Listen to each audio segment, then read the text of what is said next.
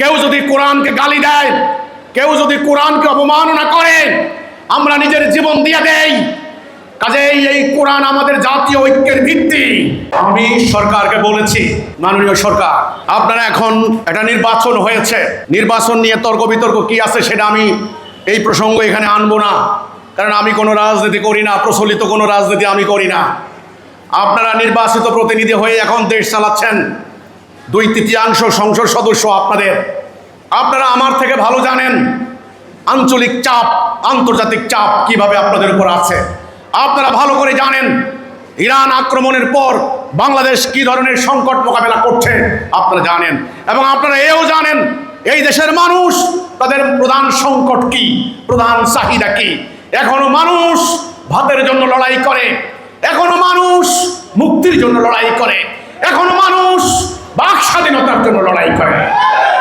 আমি বলেছি সরকারকে, যদি আগামী দিন বাংলাদেশের অস্তিত্ব রক্ষা করতে হয়, সার্বভৌমত্ব রক্ষা করতে হয়, বাংলাদেশকে যদি বিশ্বের বুকে একটি স্বাধীন জাতি হিসেবে মাথা উঁচু করে থাকতে হয়, তাহলে এখনই কিছু গুরুতর সিদ্ধান্ত নিতে হবে, কিছু গুরুতর সিদ্ধান্ত নিতে হবে।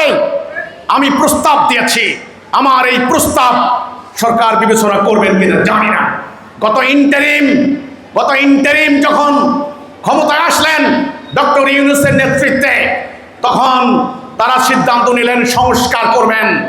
সংস্কার না করলে বিদ্যমান রাজনৈতিক ব্যবস্থায় স্বৈরাচার সৃষ্টি হয়, কাজেই স্বৈরাচার হওয়ার রাস্তা বন্ধ করতে হবে।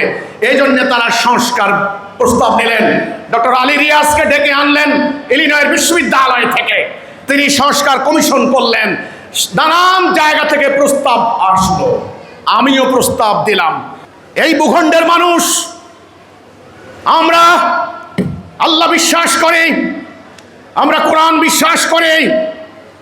প্রতিদিন ঘুম থেকে উঠে ফজরের নামাজ পড়ে আমরা কোরআন তেলাওয়াত করি।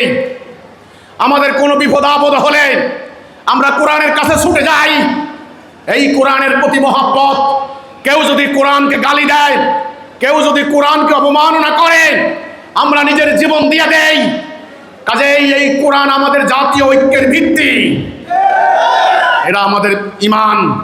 আমরা বলেছি সরকারকে, গত ইন্টারিমকে, আমাদের সংস্কার প্রস্তাব যে রাষ্ট্রে শান্তি আনতে পারবেন না, অর্থ লুণ্ঠন, অর্থ পাচার বন্ধ করতে পারবেন না, অপরাজনীতি বন্ধ করতে পারবেন না, অফিস আদালতে সুদ ঘুষ বন্ধ করতে পারবেন না।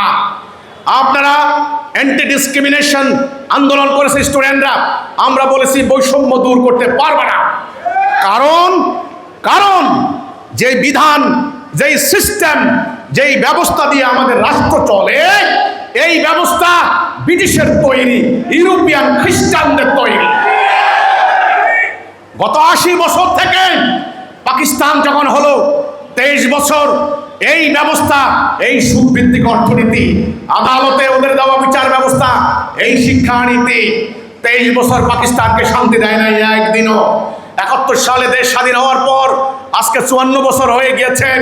একটা দিনের জন্য আপনারা স্বস্তি পেয়েছেন, শান্তি পেয়েছেন? সেই গ্যারান্টি এখনো আছে? আমরা বলেছি গত ইন্টারিমকে, আমরা সংবাদ সম্মেলন করে সারা বাংলাদেশে সাংবাদিকদের মাধ্যমে জানিয়ে দিয়েছি। আমরা বলেছি আপনাদের রাষ্ট্র পরিচালনার ভিত্তি হবে আল্লাহর তৌহিদ ভিত্তিক রাষ্ট্র ব্যবস্থা। রাষ্ট্র পরিচালনার ভিত্তি হবে আল্লাহর তৌহিদ। কার? আল্লাহর তৌহিদ। কার হুকুম? আল্লাহর হুকুম। আমরা বলেছি আল্লাহর হুকুম দিয়ে রাষ্ট্র পরিচালনা করেন।